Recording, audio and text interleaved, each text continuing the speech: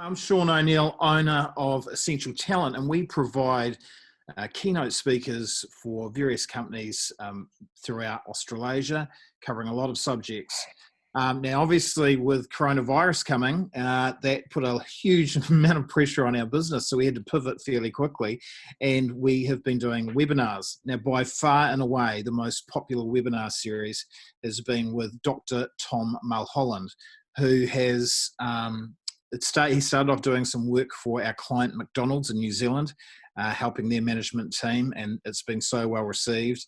And we've had a whole lot of other companies as well interested in working with Dr. Tom. So it's a real honour to have him on board and part of our roster. And he's now going to talk you through what he covers in the webinar and how he can help your company and your team. Dr. Tom.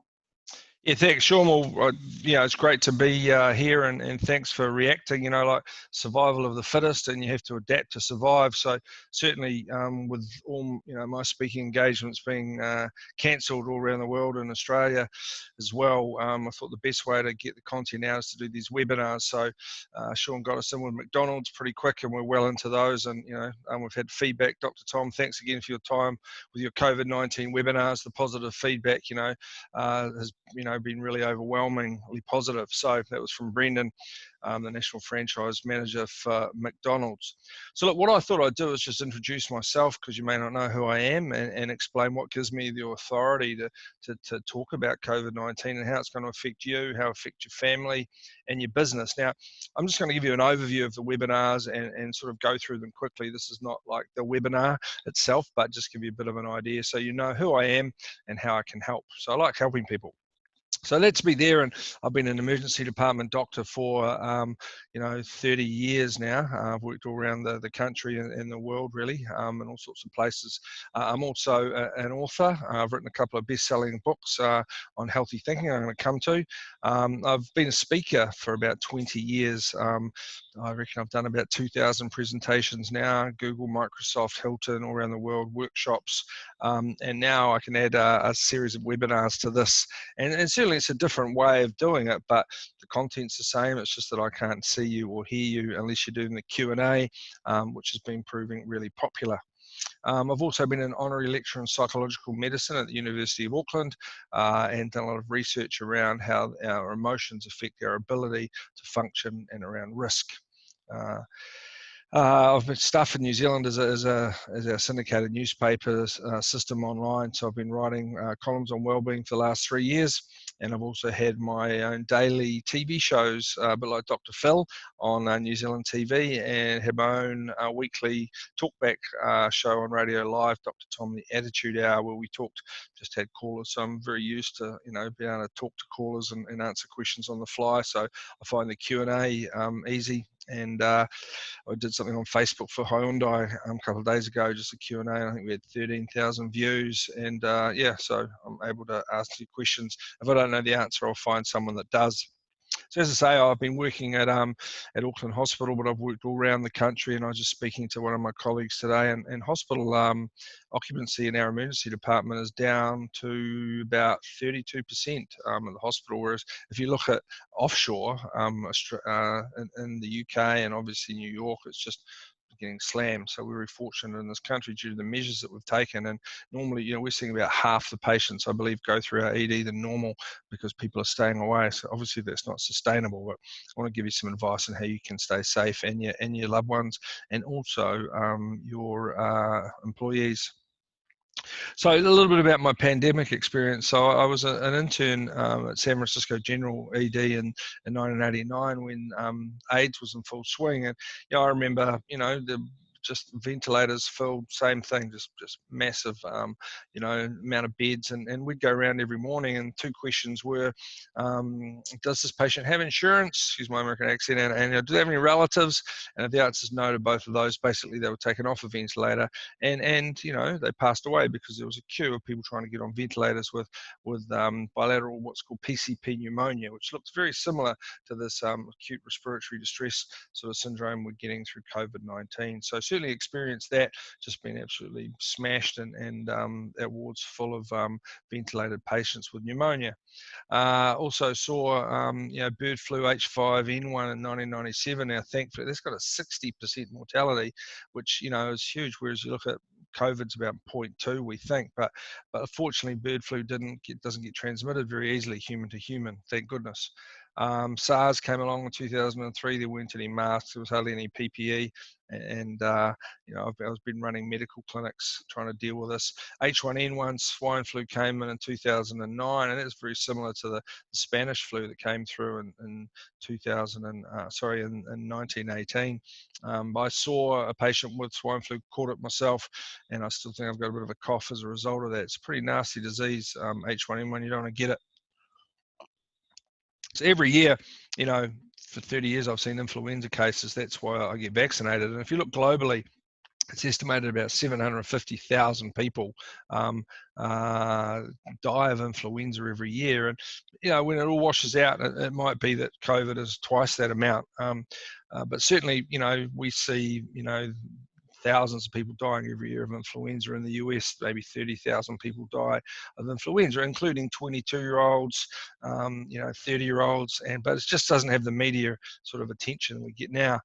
So I say I've seen it all before, but I have not seen this amount of panic before. So this webinar series is really designed to try and reduce some of the panic, or the panicdemic, as I call it, around COVID-19.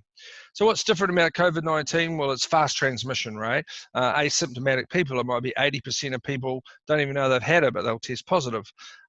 There's also, as I say, asymptomatic spread. So people, you don't know that you've got it. So testing is quite, trying to get the numbers sensible around testing can be difficult.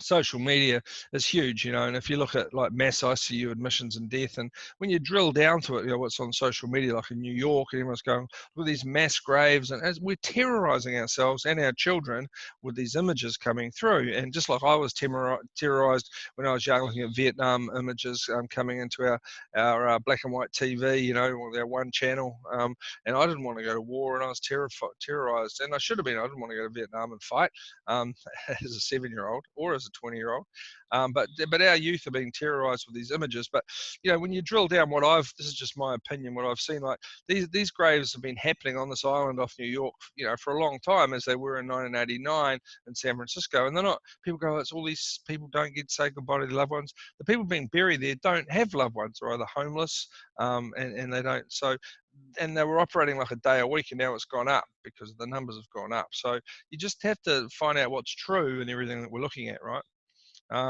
There's unpredictable projections in New Zealand, like we're saying, less than 100 deaths under modelling, or up to 30,000, and that's a massive difference, right?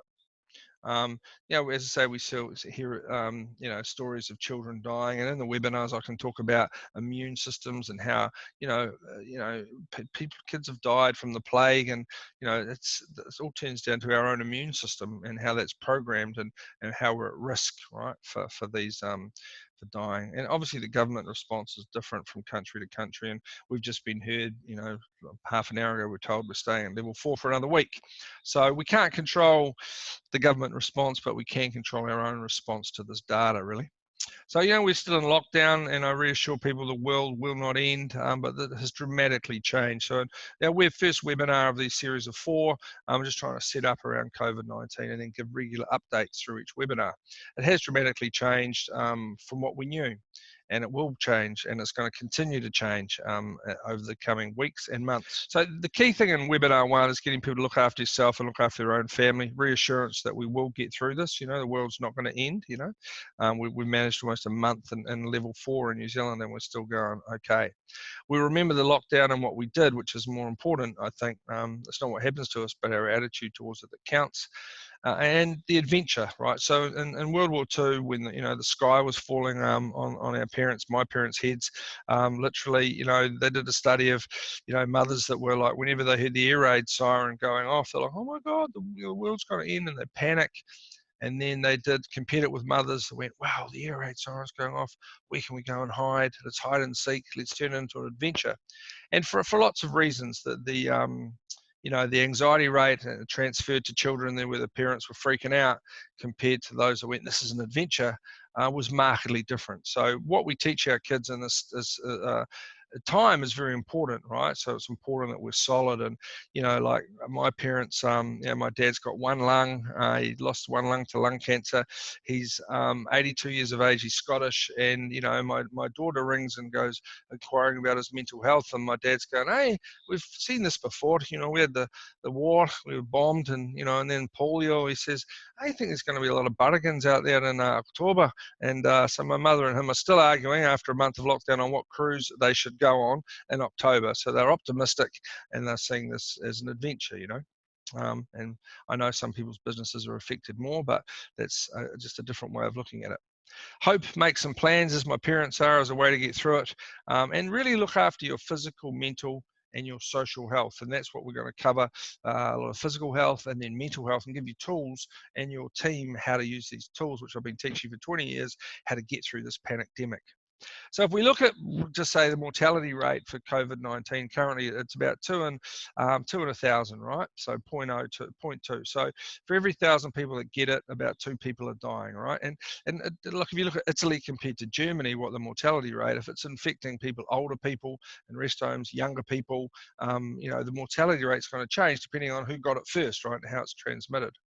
So, if you're healthy and fit, it might be that you've got a 1 in 10,000 chance of dying of COVID-19. However, if you have other risk factors such as type 2 diabetes, you're a smoker, your risk might go up to 5 in 1,000, if that kind of makes sense. So what I'm trying to focus on is getting you into the green zone, not being in the red zone of 5 in 1,000. And that makes, it makes a lot of difference, right? If you can improve your risk by looking after yourself. So don't forget the basics, right? So this is blood pressure, and we talk about blood pressure, but this is a blood pressure of 227 over 136 with a pulse rate of 97. This person's anxious. And, I've been out of my ambulance going around testing in communities and workplace for the last 5 years, trying to keep people out of hospital. And the consequences of having a blood pressure like this are going to give you a stroke and intracranial bleed.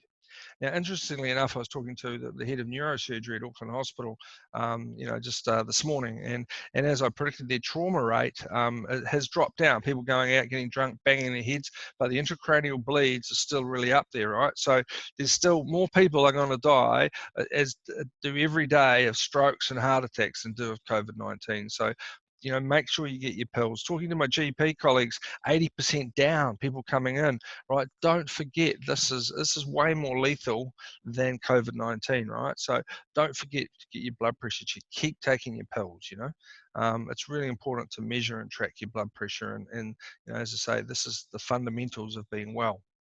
And we talked about high blood pressure as being a risk that, for dying of COVID-19 or going on a ventilator. If you talk about Takotsubo syndrome, broken heart syndrome, if we look at an ECG, that's when you're nice and healthy. But when you're really stressed, and you might be stressed about other problems you've got in your business, and you get COVID-19 or in lockdown another day or another week, then you go into this VT, what we call ventricular tachycardia. So, we saw this in Christchurch earthquakes, mosque shootings, whether it's Australia, what's ever happening there. We if your heart stops, it's a plumbing or electrical problem. So that's why it's important to really manage our stress, because a lot more people are going to get this Takotsubo syndrome. It's Japanese for octopus pot, and our heart goes into this fatal rhythm if we don't control our stress. So I talk a lot about the mind and the brain, and the mind is the software and the brain is our hardware. So this is an MRI of my brain. And in the webinar one, we talk a lot about neurochemistry and the volcano of emotion, or the Grump Unit. So if you don't what you get expect in life, it sends a discharge down the worry circuit and activates the Grump Unit at the moment. And you can imagine how many Grump Units are going off at the moment. Now, you may not know you've got a Grump Unit. You may think you married one, or they think they've married one. But we lose situational awareness, and we expose ourselves to more risk. Might be, actually work is not as dangerous as at home. Like you probably wouldn't go to work and change a light bulb by putting a chair on a table, but you might do that at home, right? So really, we're trying to get signal back to our prefrontal cortex. So what are some tools that we can use? And in webinar 2 and 3, we really cover off some of these tools. Now, I didn't really expect my life to turn out the way it did, and I've been hit by a tsunami at 2 o'clock in the morning at this place called Grudgeon in G-Land, and I was working as a camp doctor in 1994, and it killed hundreds of people around me, and I was stuck there for 3 days. So I've certainly developed these tools out of adversity. I helped out in the Boxing Day tsunami in 2004 and went over to an island of Nias off the coast of Banda Aceh and was awarded a New Zealand Defence Force medal for helping out there. And really, you know, so I know what trauma's like, and also having worked in emergency departments for 30 years. I got divorced. That's not unusual. Some of you might be already. And then I got stabbed in a home invasion and nearly bled to death. Not by the same person who stabbed me, I should say. Then the other thing is, you know, I had this venture capital company, Dr. Global, which I started and then had. You got all this money and created this Dr. Global. We were doing online consultations like 20 years ago, and we were told 20 years ago it was too dangerous to see a doctor online. Now we're told it's too dangerous to see a patient. So way ahead of my time, but basically got divorced, stabbed, lost my company in rapid succession. So, you know, basically I you know, got down myself and got depressed, and I thought, gee, you know, like, how do I get out of this? And being a doctor, I thought I need to find a way myself. So discovered what I call healthy thinking and wrote this book, which is in about 12 languages, and basically how to turn lemons into lemonade. And yeah, so it's been around for a while, but really developed a whole thinking pattern and tools how we can change our thinking. And certainly we've got a big lemon on our hand with COVID-19. So how do we turn that into sugar-free lemonade, not affecting our diabetes? So I talk about the software. So here are the 10 unhealthy emotions, and you know, hopefully you're not angry right now, but you might be stressed about what's coming up. But if you're not stressed, and if you're not angry, if you're not anxious right now, how are you going to become angry? And the answer is, you know, to think of something to make you angry. So this essence of healthy thinking is what can we control in this pandemic, right? So we can control our panic, control our anxiety. So a trigger happens, which then creates a thought, which then creates an emotion, which then creates an action, and then creates, you know, a consequence or a benefit, depending on what you think. So in this webinar series, what I'm doing is explaining how you can change your thoughts and giving you some tools. It's called antivirus software for the mind. So what are you thinking about? And what we teach is a process. It's like whatever, whether it's McDonald's, you're trying to make a Big Mac, or, you know, if you're a forestry worker, you're trying to get a log that's finished. What are you processing? And in healthy thinking, we're trying to process the thought. What am I thinking that's making me anxious? What am I thinking that's making me angry? What am I thinking? Because it's not what's happening to you. It's what you're thinking about it that's making you angry. So we have some tools. One's called a cognitive switch, and I'm switching the signal. So every time there's a crisis, and I've been teaching this for a long time, and talked to, you know, St. John ambulance workers in the Christchurch earthquakes, and, you know, crisis equals an opportunity. So what's the opportunity here? You know, what are the opportunities with COVID-19? So straight away, when all my speaking gigs are like cancelled, you know, traveling, the opportunities to talk to Sean and Essential Talent, say, Sean, people are still wanting me to speak. I just can't get there. So let's do webinars, right? And they've worked out really, really well, and I'm really enjoying it.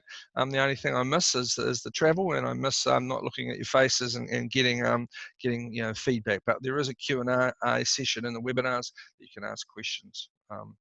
You know, the other question is, why change your attitude? Well, you know, is your current one working for you, really? And often it's not.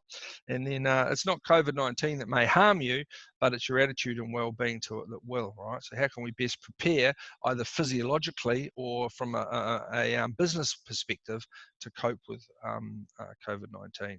So cognitive switches, you know, you can change how you think, how you feel, how you act. And one of my favorites is crisis equals opportunity. So the minute kind of everything went down and all speaking like boom, boom, boom, just cancelled overnight, I'm like, okay, what's the opportunity here, right? So the second I'm looking for the opportunity, I'm not wasting time. I'm sending signal back to my prefrontal cortex, the rational part of my brain, and I'm looking for the opportunity, right? I'm always looking for opportunity. There's no problems, there's only solutions. Like, life's a treasure hunt. Now, I know, you know, like if you've got a loved one that's in intensive care at the moment, it's pretty hard to think that, okay? But this is an example of some cognitive switches. So, you know, a lot of what I get is out of Stoic philosophy. So it's not what happens to me, but my attitude towards it that counts.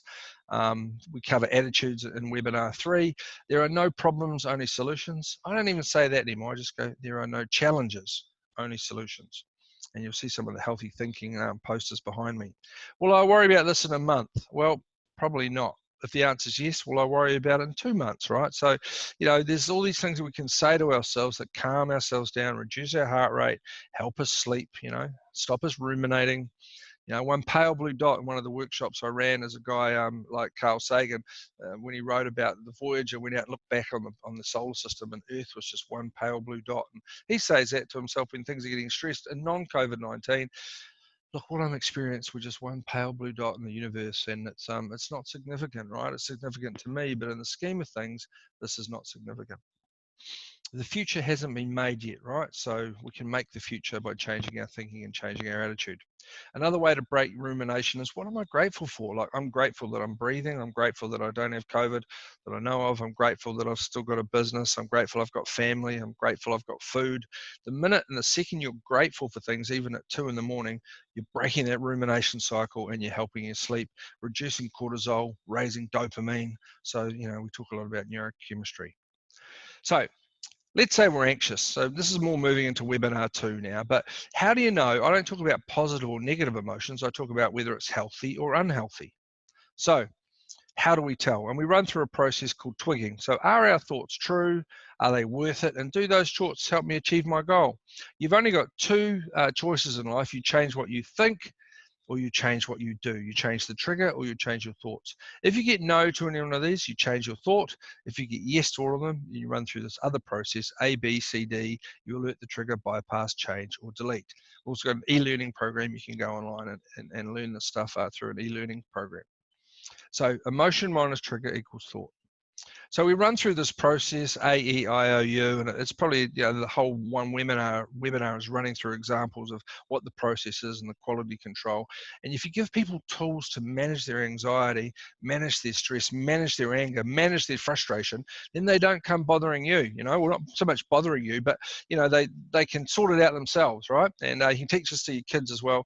It's really useful to teach to your families. It takes a little while, but once you learn this tool, you can do this stuff on your own and just sort your own problems out. So in webinar 3, we run through these attitude profiles. So how I got to these is I looked at about 10,000 sets of data, and I noticed there were ways in that people got stressed themselves. So, oh, the government should have done this, and, you know, this person should have done that. My kids should have tidied their room. That's the demander, the first on the left. But being a doctor, I wanted to invent a cure for these things. You can't just put people in boxes. This is attitude profiling, which is different from personality profiling. Personality profiling is trait. It's like your hardware, your brain, whereas attitude is your state, is your mind. So the opposite, if you go, the demander is the trader. So you'll say to your kids, instead of you should tidy your room, I would prefer it if you tidy your room, because if you don't, these are the consequences. So it's not about lowering your standards, it's by using neurosemantics and different words to create different examples. And the other thing, it's a really good way to deal with difficult people, right? So the fortune teller, oh, don't do these webinars, that'll never work. You know, I've been told that. The opposite below there, this explorer, how do you know unless you try? The judge, the denialer. So in webinar 3, we really run through these profiles. And once you start to notice these things, you can treat them, and you can treat them in yourself and others, right?